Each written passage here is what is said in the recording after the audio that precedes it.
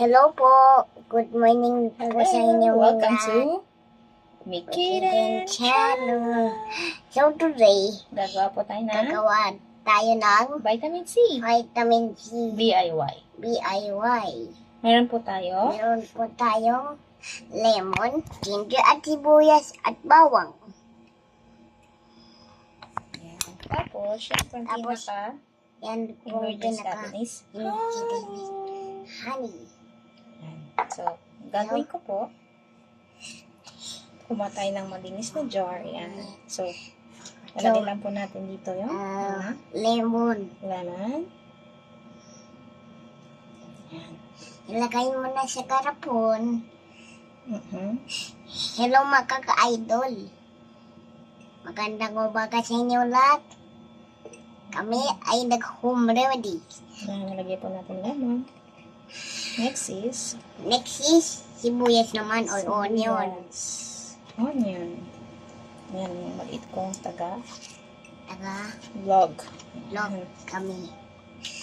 Meron din po And tayo. next Ako na. is bawang. And last one is And last one is ginger. luya or ginger. Malinis ang kamay. Yan. Yan. I-set aside mo na yan. Yan. Ito siya. Ito. Ilagay mo na sa karapon. I-set mo na So, sa open na natin si honey. honeybee. Anong Tagalog ng honey? Kung Anong binibili Tagalog? ko, ito na po talaga siya binibili ko dito sa may amin. Medyo Ayan, aswad po siya. kasel po. Ganyan yung tunog niya. Magpa-pop siya.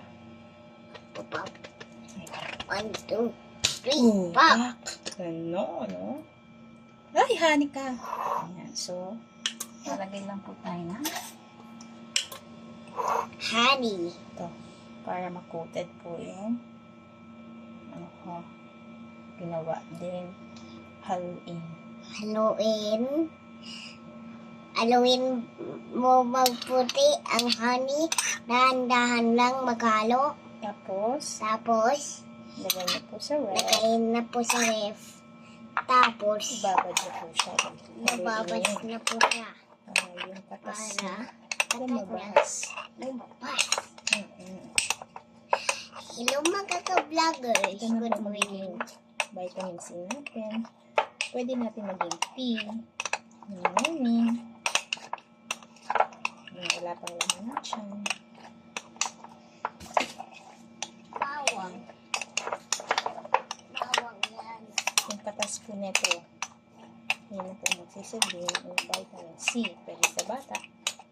Wala na sa matanda. Kung ayaw mong uminom ng gamot, pwede ito gawin. Kukusin na natin para yung katas niya Mga vloggers.